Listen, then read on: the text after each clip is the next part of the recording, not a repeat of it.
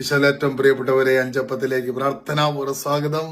ഈ ദിനങ്ങളിൽ നമ്മൾ ഈശോയെക്കുറിച്ച് ധ്യാനിച്ചുകൊണ്ടിരിക്കുകയാണ്, കൂടുതൽ അറിഞ്ഞുകൊണ്ടിരിക്കുകയാണ്. ഇന്നത്തെ എപ്പിസോഡിൽ ലോകചരിത്രത്തിൽ ആർക്കും പകരം വയ്ക്കാൻ സാധിക്കാത്ത യേശുക്രിസ്തുവിന്റെ ജീവിതത്തെക്കുറിച്ച്, വ്യക്തിത്വത്തെക്കുറിച്ച് നമ്മളൊന്ന് പറഞ്ഞു തുടങ്ങുകയാണ്. എന്താണ് ഇങ്ങനെ പകരം വയ്ക്കാൻ സാധിക്കാത്തത്? കാരണം 350-ലധികം പ്രവചനങ്ങൾ യേശു എങ്ങനെ ജനിക്കും, എവിടെ ജനിക്കും, എപ്പോൾ മരിക്കും, യേശുവിന്റെ ജീവിതത്തിൽ എന്തൊക്കെ സംഭവിക്കും, ഇതെല്ലാം വിവിധ കാലഘട്ടങ്ങളിൽ വിവിധ ഭാഷകളിൽ ഗ്രന്ഥരചന നടത്തിയവർ കുറിച്ചു വെച്ചത്, എഴുതി വെച്ചത് അക്ഷരം പ്രതി അല്പം പോലും വ്യത്യാസമില്ലാതെ യേശുവിന്റെ ജീവിതത്തിൽ സംഭവിച്ചുകൊണ്ട് യേശുക്രിസ്തു ലോകരക്ഷകനാണ്, ദൈവപുത്രനാണ് എന്നുള്ള സത്യം തിരിച്ചറിയുന്ന അതിമനോഹരമായ കാര്യങ്ങളാണ് വിശുദ്ധ ഗ്രന്ഥത്തിലൂടെ നമ്മൾ മനസ്സിലാക്കുക. ഉൽപ്പത്തിയുടെ പുസ്തകം 3-ാം അധ്യായം 15-ാം തിരുവചനത്തിലാണ് ആദ്യത്തെ പ്രവചനം. നീയും സ്ത്രീയും തമ്മിലും നിന്റെ സന്തതിയും അവളുടെ സന്തതിയും തമ്മിലും ഞാൻ ശത്രുത ഉളവാക്കും, അവൻ നിന്റെ തല തകർക്കും. പാപം വഴി ദൈവകൃപ, ദൈവിക സ്നേഹം, ദൈവിക സാന്നിധ്യം നഷ്ടപ്പെടുത്തിയ മനുഷ്യവർഗത്തിന് ദൈവം നൽകുന്ന വലിയ പ്രത്യാശയുടെ വാഗ്ദാനം, അത് യേശുവിൽ നിവൃത്തിയാകുന്നത് നമുക്കറിയാം. പ്രിയപ്പെട്ടവരെ, മിക്കാ പ്രവചനം 5-ാം അധ്യായം 2-ാം തിരുവചനത്തിൽ ബത്ലഹേം എഫ്രാത്ത, നീ യൂദാ ഭവനങ്ങളിൽ ചെറുതാണെങ്കിലും ഇസ്രായേലിനെ ഭരിക്കേണ്ടവൻ നിന്നിൽ നിന്നാണ് പുറപ്പെടുന്നത്.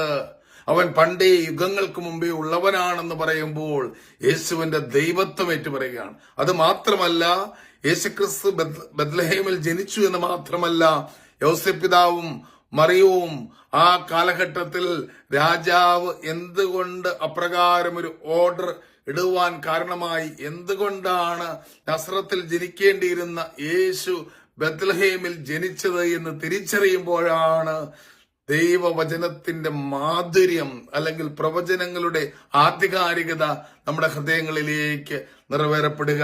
എന്റെ പ്രിയപ്പെട്ട സഹോദരങ്ങളെ, അതുപോലെ തന്നെ മറ്റൊരു പ്രധാനപ്പെട്ട വചനം നമ്മൾ ധ്യാനിക്കുന്നത് യെശയ്യാ പ്രവചനം 7-ാം അധ്യായം 14-ാം തിരുവചനം. അവിടെ ഇങ്ങനെയാണല്ലോ കാണുന്നത്: കർത്താവ് തന്നെ നിനക്ക് അടയാളം തരും, യുവതി ഗർഭം ധരിച്ചൊരു പുത്രനെ പ്രസവിക്കും, അവൻ ഇമ്മാനുവൽ എന്ന് വിളിക്കപ്പെടും. 2 കാര്യങ്ങൾ, ഇമ്മാനുവൽ പ്രവചനം നിവൃത്തിയാകുന്നു, അതുപോലെ കന്യകാ ജനനത്തെക്കുറിച്ചുള്ള മനോഹരമായ ആ സത്യം നൂറ്റാണ്ടുകൾക്ക് മുമ്പേ ലോകത്തോട് വെളിപ്പെടുത്തുന്ന സുന്ദരമായ കാഴ്ച നമ്മൾ കാണുകയാണ്.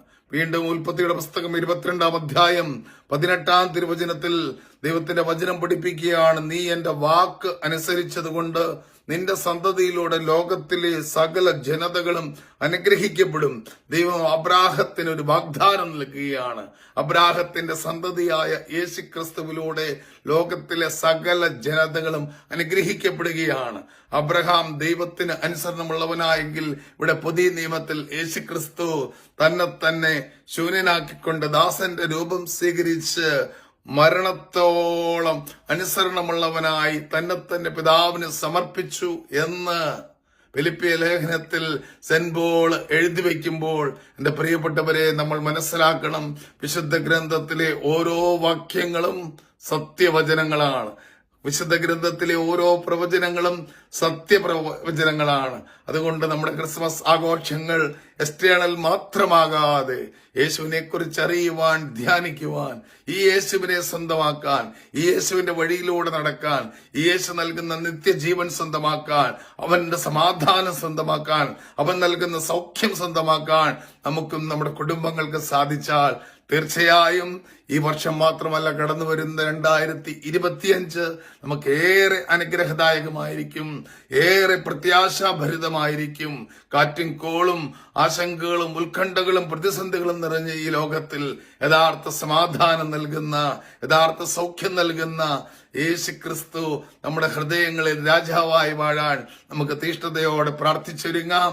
നിങ്ങൾ അഞ്ചപ്പം ഈ എപ്പിസോഡുകൾ മറ്റുള്ളവരുമായി പങ്കുവയ്ക്കണമേ, ഇതിനുവേണ്ടി പ്രാർത്ഥിക്കണമേ. ഈശോ നമ്മളെ അനുഗ്രഹിക്കട്ടെ.